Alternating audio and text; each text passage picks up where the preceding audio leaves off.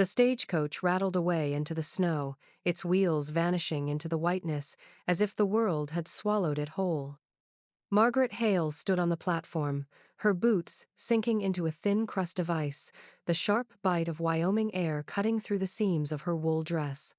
She clutched the worn leather trunk that contained the last fragments of her life, her knuckles white against the handle. In her other hand, she held a bundle of letters, tied neatly with twine though the corners were curled from too much rereading. She had memorized each word, each promise of a steady home, and a kind man who tilled his land with honest hands. She had clung to those promises as the train miles stretched across dust and prairie, clung as the coach jolted through mountain passes. Now, with snow swirling like sifted flour across the cracked planks of the depot, she clung to them harder still.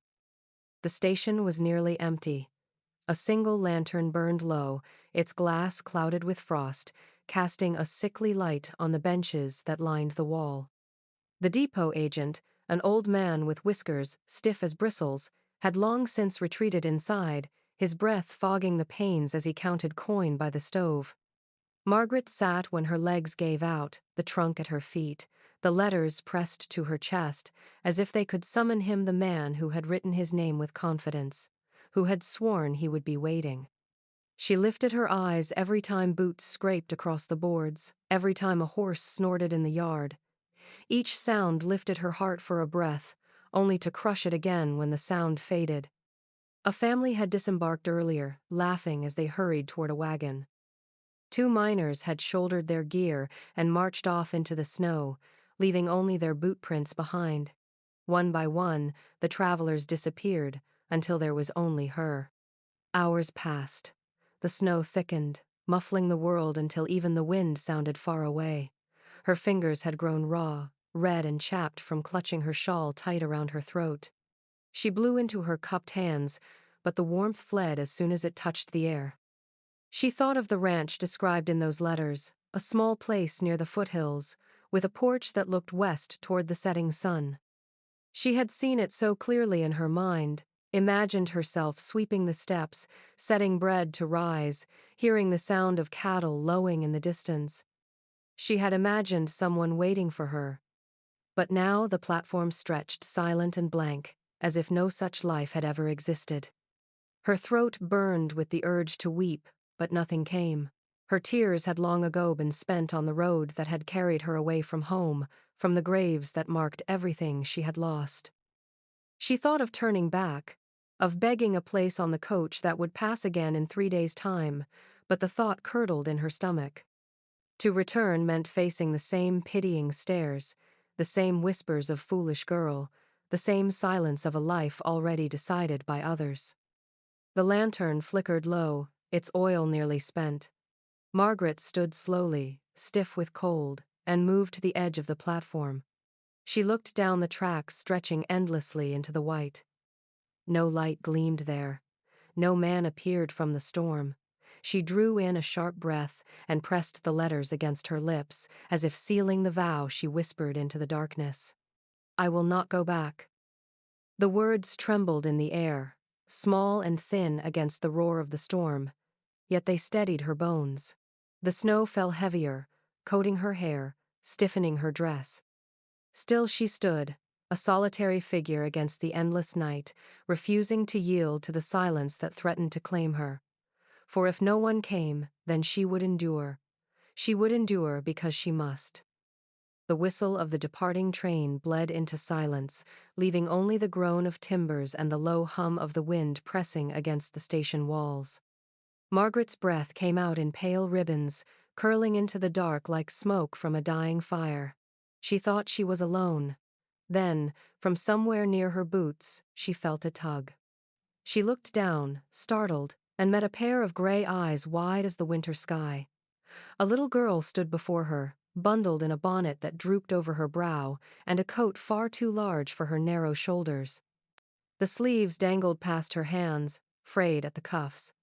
Snow dusted her lashes, but she didn't blink. She stared with the unflinching curiosity only children possessed, as if she had been standing there all along, waiting for Margaret to notice. You look like someone who can read stories. the child said. Her voice was soft, flat, like it had been practiced in her head before it ever left her lips. She clutched a small book in her arms, its spine cracked, pages curled with age. The words struck Margaret like a touch she hadn't expected, stirring something deep, something long sealed.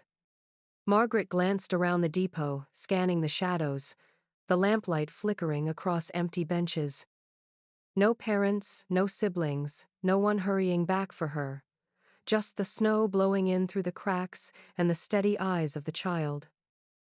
"I've been waiting," the girl whispered, tightening her grip on Margaret's skirt as though afraid she might vanish. Margaret knelt, her fingers numb against the child's sleeve. "Where is your family, little one? Are they on the train? Did they leave you behind?" The girl only shook her head, solemn, unbothered by the questions. Her lips curved into something that wasn't quite a smile, more a secret she carried between herself and the storm. She reached for Margaret's hand, small fingers warm despite the cold. She didn't ask permission, didn't hesitate. She simply claimed it, as if it had been hers all along. Margaret's heart stumbled in her chest. She should have pulled away. She should have waited for anyone to come looking, but the child's hand anchored her more firmly than the station itself. The silence of the depot suddenly pressed heavier, and the thought of staying alone upon that bench was unbearable. The girl tugged gently, leading her toward the narrow path that cut away from the tracks. Snow crunched beneath their feet, the road half buried under the weight of winter's early arrival. The child leaned close, her bonnet brushing against Margaret's arm, and spoke again in that strange, certain voice. "I picked you for my daddy." Margaret nearly stumbled. The words lodged inside her, sharp and bewildering. She looked down at the girl, her breath catching in the cold. "What did you say?" But the child didn't answer. She only gripped tighter and pressed on, small boots crunching in rhythm. The path wound between black silhouettes of cottonwoods, their branches heavy with snow. The sky was already dimming, the last trace of daylight smothered by clouds. Margaret glanced back once the depot now, a faint glow swallowed by distance. The emptiness she had felt there still pulsed inside her, but alongside it was something else. Something that moved her feet despite confusion.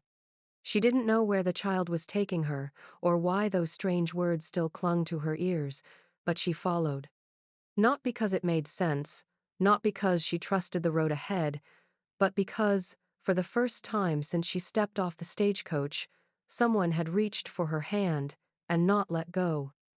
The path wound longer than Margaret expected, snow clinging to her hem until it dragged heavy behind her. The girl never slowed, her small hand strong in Margaret's as though she had done this walk 100 times. The wind pressed sharp against their faces, carrying the scent of wood smoke faint and thin. When the trees finally broke open, Margaret saw it. A ranch crouched low against the whitening fields, its fences leaning, its barn sagging as if weary of holding its shape. The house was plain, weather-beaten gray, the roof patched with tin that caught what little light remained. Against the porch rail leaned a single crutch, the wood scarred from long use, the snow piled beneath it, undisturbed, as if always kept near. The child dropped Margaret's hand and ran ahead, boots scattering powder across the porch. Margaret followed more slowly, her breath clouding in the dusk, her heart pounding for reasons she could not name. The door creaked open before the girl reached it. A man stepped out, tall despite the weight he carried unevenly on one side. His coat hung open enough to show the rifle slung at his shoulder, not drawn, but not forgotten either. The setting sun caught the edge of his jaw, strong and hard as cut stone. His limp was clear, deliberate, every step measured against the pull of old pain. His eyes found Margaret, narrowed sharp in suspicion. For a moment he did not move closer, only studied the stranger standing at the edge of his land. Then the girl barreled into him, clutching his arm, tugging him forward with childish certainty. "Papa," she chirped, breathless. "I found her. She was at the station, the bride." The word struck Margaret like a thrown stone. Her throat caught. "No, no, I." I was waiting at the station, but no one came. I was left. She swallowed, fumbling for steadiness as her cheeks burned. I have nowhere to go. Your daughter, she found me. The man's frown deepened, his gaze flicking from Margaret's worn dress to the battered trunk at her side, then down to the child beaming up at him. His hand twitched once on the rifle strap, not from threat, but from the habit of a man who had learned to trust little. Margaret stood frozen, the wind tugging at her scarf, her fingers stiff from gripping her letters too long. The girl tugged again at his coat. She reads stories, Papa, better than Miss Tanner. She came because I picked her. Her smile spread wide, unguarded and bright, and Margaret realized it was the first time she had seen joy touch the child's face. Something softened in the man's expression, though his jaw remained set. He looked back at Margaret, the weight of his silence pressing harder than any words. Finally, with a slow exhale, he shifted aside. Inside, he said. Margaret hesitated, her feet heavy on the first step, as though crossing the threshold might bind her to a fate she could not undo. But the child's hand was back in hers, pulling, coaxing. The door opened wider, spilling a faint glow of firelight into the snow.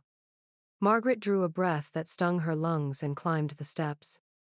The man Elias Crowder watched her with eyes that missed nothing. He was not a welcoming figure, not yet. But in the curve of his daughter's grin, in the warmth that beckoned from within, Margaret felt the first fragile thread of belonging tighten around her. She stepped inside, the door closing against the storm, and for the first time that day, the silence did not feel like abandonment, but possibility. The warmth hit her first, the kind that sank past her skin into her bones, reminding her she was still alive. Margaret sat stiff at the edge of the wooden chair, eyes on the flames as they snapped and curled within the stone hearth. Smoke trailed upward into the chimney, and for a moment she could almost believe she was somewhere else, somewhere safe. The scent of pine resin clung to the room, mixing with the faint odor of damp wool drying by the fire. Annie had disappeared into a back room, her small boots tapping across the planks as she fetched blankets. Elias Crowder leaned against the far wall, broad shoulders folded into the shadow, his face unreadable. The rifle he carried still rested within reach, propped against the corner like a third presence in the room. He said nothing, his eyes following Margaret the way a man watches a coyote stray too close to his land, wary, ready. Margaret swallowed and rose. She moved toward the small pantry tucked beside the hearth, opened the door, and found it nearly bare.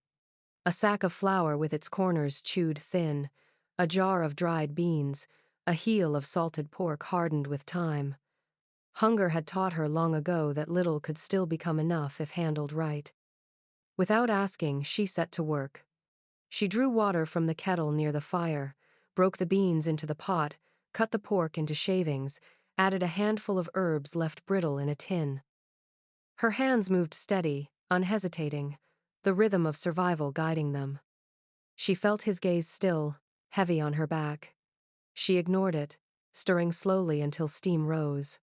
When the first scent of broth filled the air, Annie returned, dragging a patchwork blanket in her arms. She climbed onto the rug near the fire, burrowing into its folds. Her gray eyes lifted toward Margaret, shining, curious. "Are you hungry?" Margaret asked softly. Annie nodded, and for the first time that evening, Elias stepped forward. He took the ladle from her hand without a word, filled a tin bowl, and set it before the child. Annie ate greedily, cheeks flushing from heat and fullness. Only after did Elias fill a second bowl and set it before Margaret. Their fingers brushed, quick and unintentional, but enough to make Margaret draw back slightly, her breath catching. They ate in near silence, the only sound, the crackle of the fire, and the scrape of spoons against tin. When the bowls were empty, Margaret gathered them, rinsed them with hot water, and set them aside without being told. It was habit, the motion of someone who had always cleaned to earn her keep. Elias watched, but said nothing. His expression locked somewhere between suspicion and reluctant acknowledgement. Later, when the fire burned low and shadows stretched long, Annie pulled a worn book from beneath her blanket. The cover was cracked, its pages loose, but she held it like treasure. She pressed it into Margaret's hands, her voice no louder than the crackle of the embers. "Please read." Margaret froze, the weight of the book strange in her palms. She glanced toward Elias, who remained in the shadows, his arms crossed. His eyes gave no instruction. Slowly, she opened the book, the paper soft with age. Her voice wavered on the first line, brittle from disuse, but Annie's eager gaze urged her on. The words smoothed as she read, finding rhythm again like an old song remembered. The story wound through the room, weaving itself between firelight and silence, wrapping around the little girl curled against her knee. Annie's lids drooped, her breathing slowed, her hand resting against Margaret's dress as though it had always belonged there. Across the room, Elias stood unmoving, his face caught between shadow and flame. He did not speak, but something in his eyes flickered not trust, not yet, but a fragile calm he had not known in years. He listened until the final word left Margaret's lips, until the book closed softly in her lap. Then he turned away, disappearing into the darkened hall, leaving her with the fire, the child, and the echo of a voice that no longer trembled. Morning crept over the ranch with a pale gray light, the kind that made everything look colder than it already was. Frost clung to the window panes, delicate as lace, and the air inside the house felt thin, brittle enough to shatter. Margaret rose before Annie stirred, wrapping her shawl tight around her shoulders. Habit guided her feet more than thought. She filled the basin, fetched water from the pump, her breath rising in clouds. The metal handle burned her palm with its icy bite, but she worked steadily, setting the bucket inside before her arms gave way. Chores came one after the other, unspoken and unassigned. She found a torn curtain in the corner, needle and thread in a small tin box, and set to mending.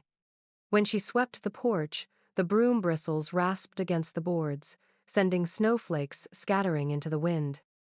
She moved with the rhythm of someone who had always survived by proving her worth in small, quiet ways. No one asked, no one thanked her, but still she carried on. From the porch she could see Elias in the corral, his coat pulled tight, his hat low. He moved with the animals in a slow, practiced way, looping rope, checking hooves, repairing a section of fence that had given under the weight of last night's storm. Every motion was deliberate, not because he lacked strength, but because his left leg betrayed him. He leaned heavier on the right, his gait uneven, the limp carving itself into each step. She noticed the stiffness in his shoulders when he bent, the way he clenched his jaw, as though he refused to acknowledge pain. He never looked toward the porch, never let his eyes rest on her for more than a second, but she studied him quietly, noting how he kept Annie close yet distant in the same breath. When the girl ran laughing across the yard, he called her back too sharply, his voice hard with a fear that cloaked itself as discipline. When she climbed the fence rail, he pulled her down, not with tenderness, but with a tightness that spoke of things unsaid. Margaret recognized it, the fear of losing someone, of holding too close and being left hollow again. Later, when Elias and Annie were out tending chickens, Margaret found herself in the narrow hallway that led to his room. The door stood ajar, shadows stretching across the plain wooden floor. She should have turned back, she knew better than to trespass. Yet something drew her inside, quiet as the hush of falling snow. The room was spare, a bed neatly made, a chair angled toward the window, a rifle propped within reach. On the table near the bed lay a stack of folded papers, edges yellowed, tied with a strip of leather. Margaret's breath caught. She reached out, fingers trembling, and loosened the tie. Letters. Dozens of them. Some never opened, the wax seals cracked but still clinging. Others half-read, the ink faded, edges curled. She lifted one and saw the careful hand of some woman long ago, words penned with hope, with expectation. Another bore the marks of a different script, neat and formal, offering a life, a promise, a beginning. Her throat tightened as she realized what they were: mail order letters, sent to him, answered perhaps in kind, but never claimed. He had written her once, the man she waited for at the station, the one she believed had chosen her. But here lay proof that she had not been the only one.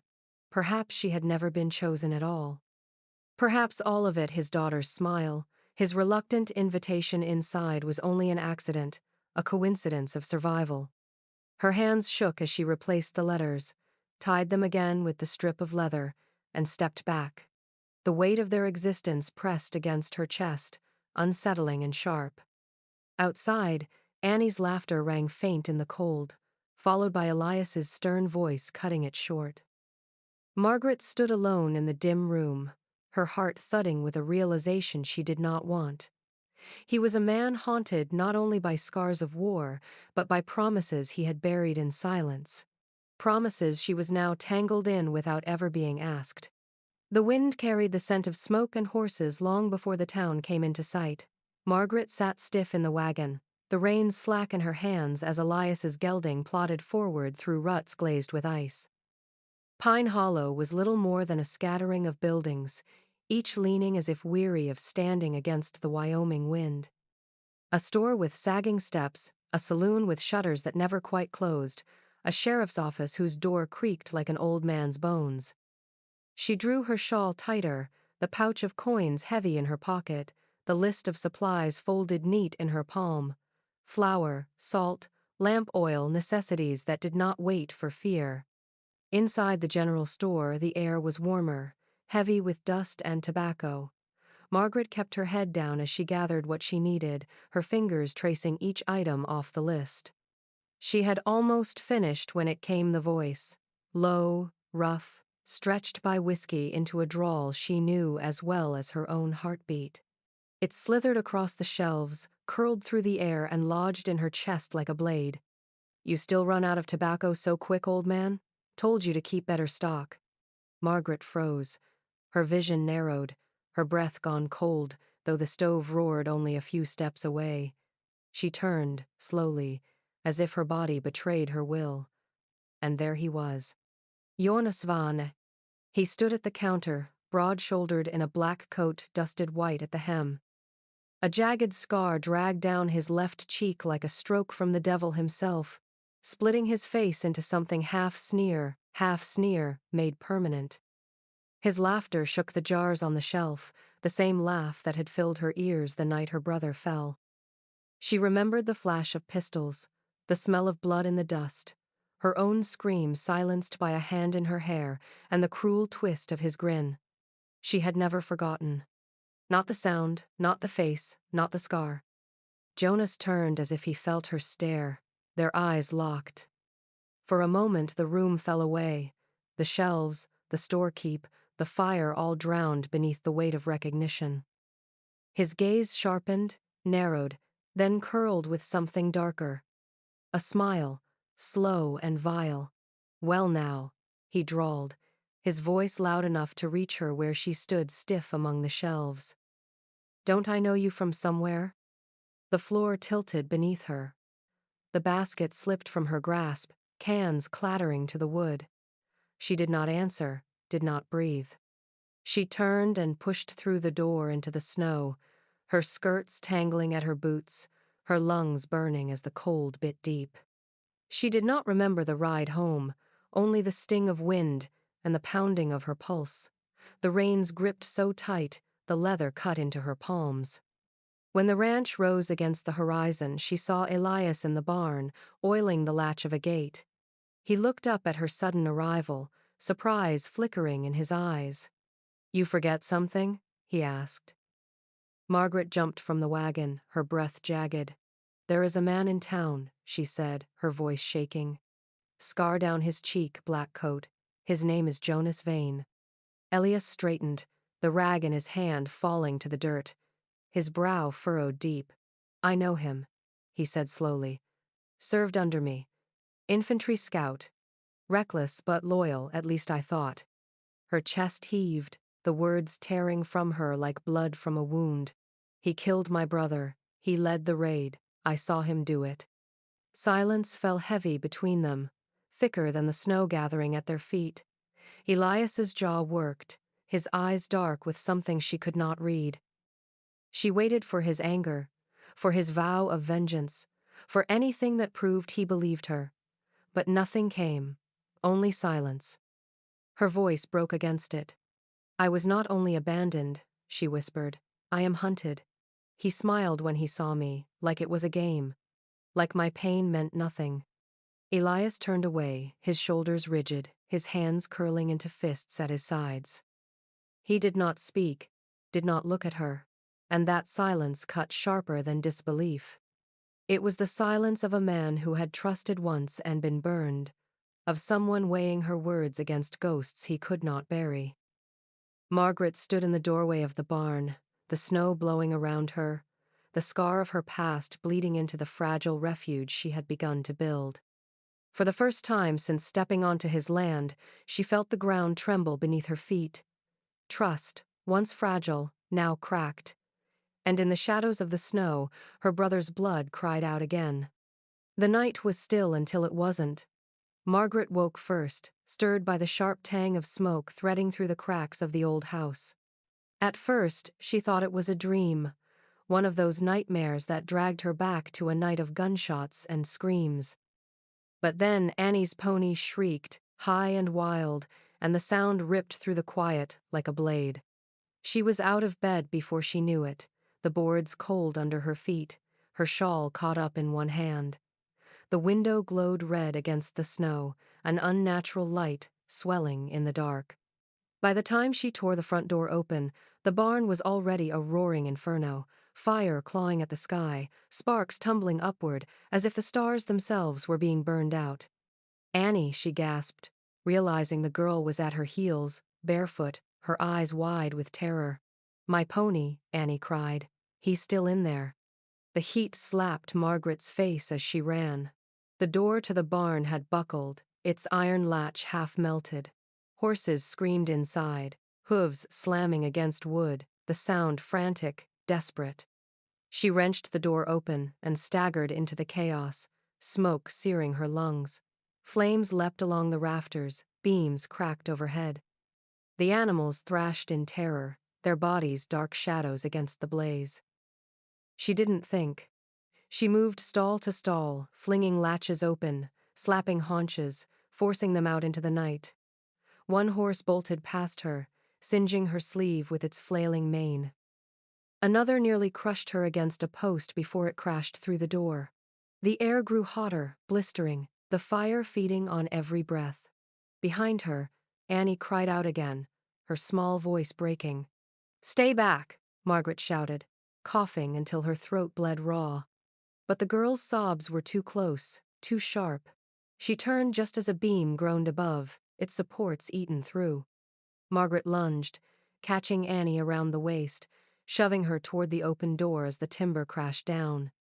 Pain ripped through her shoulder, white hot as the beam struck, pinning the fabric of her dress, searing her skin. She bit down on a cry, dragging Annie beneath her body, shielding her from the splinters and sparks. Through the blur of smoke she saw movement dark against the firelight. Elias. He came limping fast as his body would carry him, his rifle abandoned in the snow. His face, so often stone, broke open at the sight of them. He reached her, just as her knees buckled, her arms still wrapped around Annie. Margaret's vision swam, her lungs raw with smoke, her skin blistering where the fire had kissed it. She felt the child tugged safely into Elias's arms, heard Annie's hoarse sob against his chest. But when he reached for her, her strength finally gave out. She crumpled, her body folding into the dirt. "Margaret," he rasped, dropping beside her. His good hand gripped hers, rough and desperate. Her eyes fluttered, the edges of the world dimming. For a moment she thought she heard her brother's voice again, calling her home through the smoke. Elias bent close, his breath trembling against her cheek, and in a voice so raw it sounded like it had been dragged from a place long buried, he whispered, "Don't leave us." The words anchored her, heavier than the pain, deeper than the dark trying to claim her. She clung to them, clung to the warmth of his hand even as the fire raged. And somewhere in the wreckage of the night, a guarded shell began to crack, not from flame, but from the courage of a woman who refused to let go. Snow fell thick the night they came back. The air carried that restless quiet before trouble, the kind that pressed against the ribs and made breath heavy. Margaret stood at the window, her shawl drawn close, the burns on her arm still tender but ignored. Out in the yard, Elias moved slow but steady, oiling the rifle he had carried since the war. His limp was worse in the cold, each step dragging, but his eyes were hard, fixed on the tree line where shadows prowled against the white. She felt the danger before she saw it. A glint of lantern light, a muffled laugh carried by the wind. Jonas Vane. He had not been finished with her the day at the store, nor with the fire that scarred her skin. He had come to take the rest. She gripped the edge of the table until her knuckles paled. Fear rose sharp in her throat, but she swallowed it, stepping toward the door. "Stay inside," Elias said when he saw her. His voice was gravel, his rifle already cocked. "I won't," Margaret replied. The words came without tremor, though her heart battered her chest. "You limp, you carry ghosts that slow you, but I am still standing. If he comes, he will see us both." Their eyes met in the dark yard, firelight from the ruined barn still etched faint in the distance. He wanted to argue. She saw it in the flex of his jaw, the tautness of his hand on the stock. But something in her face must have reached him, because at last he gave a curt nod. "Then stand," he said. Jonas emerged first, broad shoulders wrapped in his black coat, his scar glistening like a brand in the lantern glow. 3 men fanned behind him, pistols at their sides, hungry for violence. Jonas's laugh rolled low, cruel. "Crowder," he called. "Didn't reckon you'd still be alive after that blaze. And you," his eyes found Margaret, raking over her scarred arm. "You've got fire in you after all. Shame it'll die out here in the snow." Elias raised the rifle, steady though his stance wavered. "Turn back, Jonas." Jonas smirked. "And let you keep what should have been mine? Not likely." The standoff hung heavy, breath fogging the air, every heartbeat loud as a drum. Margaret stepped forward, her hand brushing Elias's coat, not to hold him back but to remind him he was not alone. Her voice rang out, sharper than she knew she possessed. "You murdered my brother. You burned what was not yours. But you'll not take this place, nor this child, nor us." "Oh?" Jonas sneered, but for a flicker, uncertainty cut his grin. Then the crack split the night. Elias fired not at his heart, not at his head, but through the flesh of his shoulder. Jonas spun, roaring, his pistol clattering into the snow. His men froze, staring at their leader writhing crimson against the white. "Drop them," Elias growled. Something in his voice, old and commanding, made them obey. One by one, the pistols hit the ground. Elias limped forward, his rifle never wavering. He grabbed Jonas by the collar, dragging him upright despite the weight. Jonas spat blood, cursing. Elias's jaw was stone. "My daughter will not grow up in blood," he said, his voice echoing into the dark. "She'll grow up in truth." Margaret stood still, her breath caught in the cold, as she watched Elias bind Jonas's hands with rope, his movements sure, merciless, but never cruel. He did not deliver death, though the man deserved it. He delivered justice. When Elias turned, dragging Jonas toward the wagon to haul him to the sheriff, Margaret felt her chest ache. Behind his limp, behind his scars, there was still a man who clung to honor when vengeance would have been easier. And for the first time, she believed the life in this house could be more than survival. It could be something worth building, something worth staying for. The storm that had battered the valley for 3 days finally broke. The air was clean, the sky a pale blue streaked with white, and the ranch lay hushed beneath its blanket of snow. Smoke rose thin from the chimney, the only sign of life against the silence. Margaret moved through the house with a kind of stillness, her hands folding the same dress she had arrived in, her trunk standing open on the bed. She had waited long enough. She told herself it was time to go, though her chest ached with the weight of it. Each item she packed felt like a betrayal. The patched shawl, the mended curtain, the book Annie had pressed into her lap night after night. She touched its torn spine with trembling fingers before setting it aside.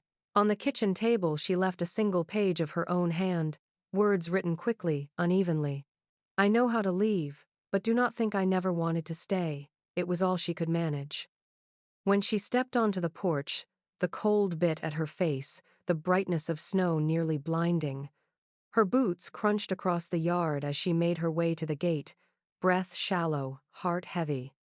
She had almost reached the road when a sound split the air, a cry, sharp and panicked. "Don't go." Annie's voice carried through the stillness, the little girl running barefoot through the snow, tears staining her red cheeks. "Don't leave us," she sobbed, clutching the post as if it could hold Margaret in place. Margaret froze, the world narrowing to that small voice. Her chest broke open, the resolve she had stitched together unraveling. She turned slowly, and there he was, Elias, limping hard across the yard, his breath a plume in the cold. He stopped only a few steps away, his face unguarded for the first time since she had known him. The rifle was nowhere in sight, no defenses left between them.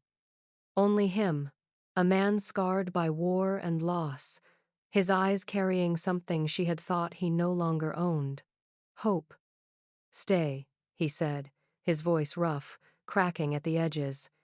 "Not as a bride bought by letters, not as an arrangement. Stay as the woman who gave us back our fire." The snow fell softer then, drifting between them like feathers. Margaret felt tears spill hot against her frozen cheeks. No words came at first, only the shaking of her head as her hands clutched her shawl. But then she nodded, small at first, then firmer, her breath breaking. She stepped toward him, her fingers brushing his coat. He reached for her hand, calloused and strong, and this time he did not let go. That night the fire burned steady, casting warm light across the worn walls. Annie sat curled between them on the rug, her little hands turning the pages of her beloved book. Margaret's voice filled the room, steady now, rich with warmth. The story wove through the flicker of the flames, wrapping around them all.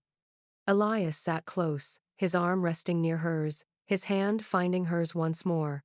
He did not pull away, and neither did she. Outside, the wind whispered against the eaves, carrying with it the memory of storms past. But inside, for the first time, there was peace. The girl listened, the man watched, and the woman read.